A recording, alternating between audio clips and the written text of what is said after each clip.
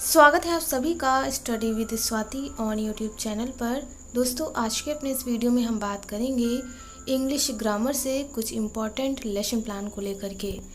यहाँ पर अगर हम बात करें बीएड थर्ड सेमेस्टर की या डीएलएड की, तो इसमें आपको लेसन प्लान बनाने होते हैं टीचिंग टाइम पे। अगर हम इंग्लिश की बात करें तो मैंने अपने चैनल पे प्लेलिस्ट बना रखी जहाँ पर मैंने 20 से भी ज़्यादा लेसन प्लान बताए हैं केवल इंग्लिश सब्जेक्ट से। तो अगर आपको इंग्लिश सब्जेक्ट से लेसन प्लान चाहिए तो इसके लिए आप हमारे चैनल की प्लेलिस्ट को ज़रूर चेक करें।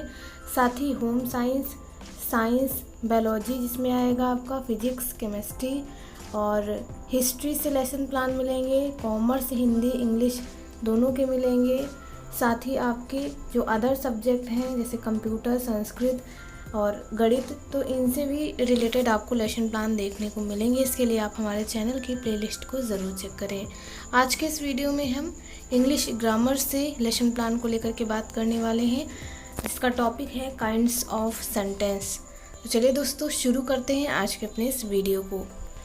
यहाँ पर सबसे पहले आप लेसन प्लान नंबर डाल लीजिएगा ऊपर हेडिंग में। ठीक है, हेडिंग रहेगी लेसन प्लान, नंबरिंग आप अपने अकॉर्डिंग कर लीजिएगा। उसके बाद क्लास रहेगी, कौन सी क्लास है, तो क्लास 7th है। तो ये आपका टॉपिक है काइंड्स ऑफ सेंटेंस। तो इसे आप 6th, 7th, 8th, 9th, 10th, 12th class के लिए भी बना सकते हैं, क्योंकि इंग्लिश ग्रामर के जो टॉपिक रहते हैं वो लगभग आपके सभी क्लास में देखने को मिलते हैं। क्लास यहाँ पर आप अपने अकॉर्डिंग डाल सकते हैं। ठीक है, उसके बाद सब्जेक्ट इंग्लिश है और उसके बाद टॉपिक रहेगा काइंड्स ऑफ सेंटेंस। उसके बाद टाइम पीरियड डाल लेना अपने अकॉर्डिंग, कितने मिनट का पीरियड चलेगा। ठीक है, और टाइम ड्यूरेशन कितनी अवधि है, 30 मिनट, 35 मिनट्स। उसके बाद हम आएंगे अपने टॉपिक नेम की तरफ। तो टॉपिक नेम यहाँ पर हमने डाल दिया है, तो इसलिए यहाँ पर आप एनालिसिस वगैरह डालेंगे। ठीक है, जिसमें कंटेंट एनालिसिस में है पहला मीनिंग ऑफ सेंटेंस, दूसरा है एग्जाम्पल ऑफ सेंटेंसेस, तीसरा है काइंड्स ऑफ सेंटेंसेस। तो इतनी चीज़ें हैं। फिर हमारा जनरल एम यानी सामान्य उद्देश्य आएगा। जनरल एम्स की बात की जाए तो इसमें आप जनरल इन्फॉर्मेशन देंगे सब्जेक्ट से रिलेटेड। तो सब्जेक्ट आपका इंग्लिश है तो इंग्लिश से रिलेटेड आप नॉलेज देंगे। इसमें लिखेंगे to enable the students to read and write. Second point है to improve their knowledge and vocabulary. Third है टू इम्प्रूव राइटिंग स्किल्स। ये सारे हो जाएंगे जर्नल एम्स में।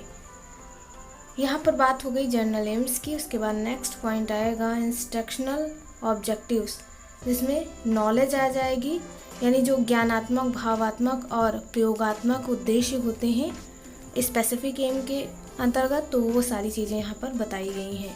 तो नॉलेज में आप क्या कुछ नॉलेज दे रहे हैं, नॉलेज में आप टॉपिक को लिखेंगे। The students will be able to recall the meaning of his sentences. Second है the students will be able to recognise the kinds of sentence. तो यहाँ पर नॉलेज की बात हो गई जिसमें आपने टॉपिक को इंक्लूड किया। नेक्स्ट पॉइंट देखेंगे। नेक्स्ट पॉइंट है अंडरस्टैंडिंग। इसमें आपने क्या कुछ चीज़ें लिखी हैं। इसमें पहला पॉइंट है the students will be able to explain the sentence.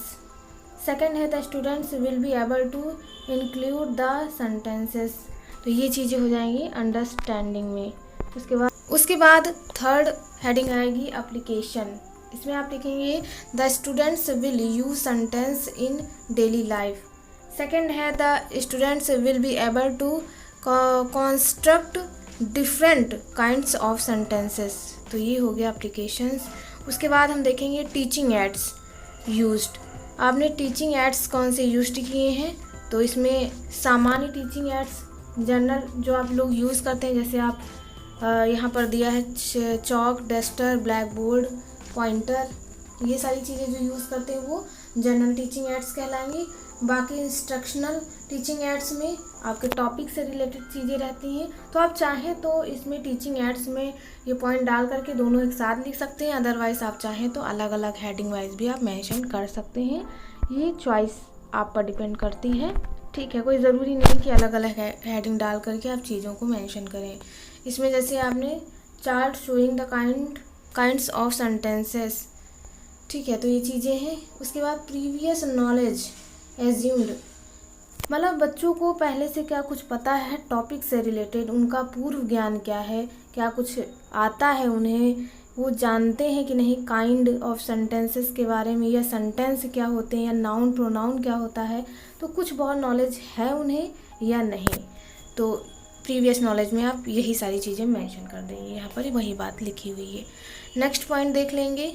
उसके बाद आप चाहें तो एक और हेडिंग यूज़ कर सकते हैं, प्रीवियस नॉलेज टेस्टिंग। इसमें आप बच्चों के प्रीवियस नॉलेज का टेस्टिंग करते हैं, जैसा कि मैंने अभी पहली हेडिंग में आपको बताया था। आप चाहें तो हेडिंग एक ही रख लीजिएगा और इन चीज़ों को मेंशन कर दीजिएगा, या फिर सिर्फ एक हेडिंग जो पहले बताई थी उसी को मेंशन कर सकते हैं। लेसन प्लान बनाने के कई सारे तरीके होते हैं। इसके प्रीवियस वीडियो में मैंने इसी लेसन प्लान को किसी अलग तरीके से बताया था बनाना।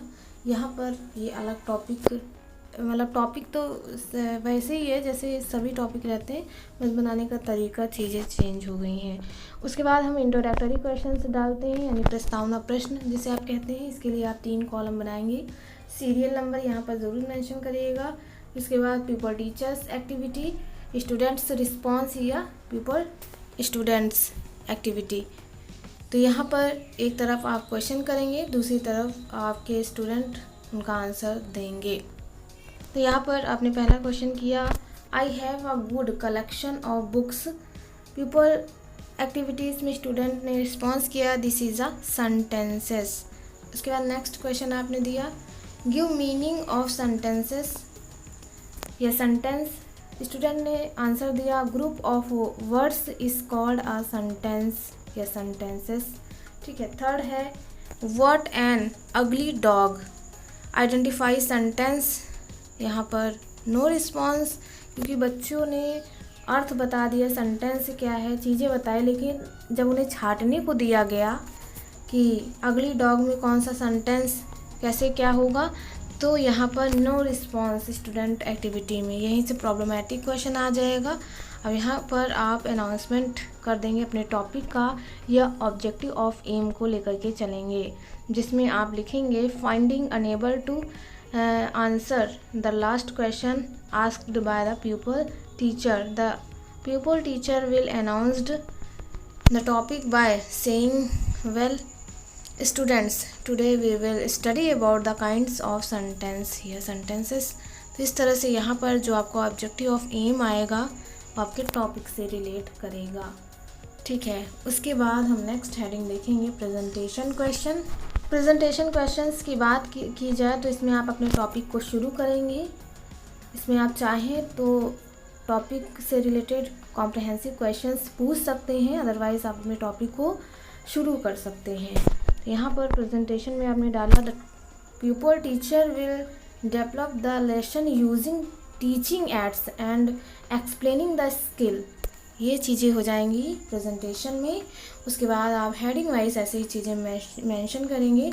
साइड में आप सीरियल नंबर ज़रूर डालिएगा, मेंशन कर दीजिएगा। ठीक है, उसके बाद टीचिंग पॉइंट आ जाएगा, पीपल टीचर एक्टिविटी या टीचर्स एक्टिविटी, स्टूडेंट रिस्पॉन्स या पीपल एक्टिविटी या स्टूडेंट एक्टिविटी, CBW यानी क्लास ब्लैक बोर्ड वर्क, इस तरह से डाल सकते हैं। या फिर यहाँ पर हेडिंग आप डाल दीजिएगा ब्लैक बोर्ड वर्क, वो ज़्यादा अच्छा लगेगा। ठीक है, इस तरह से शॉर्ट फॉर्म में डालेंगे तो आपके जो वाइवा वगैरह में एग्जामिनर होंगे वो तुरंत मार्क कर देंगे, वो कहेंगे CBW क्या है।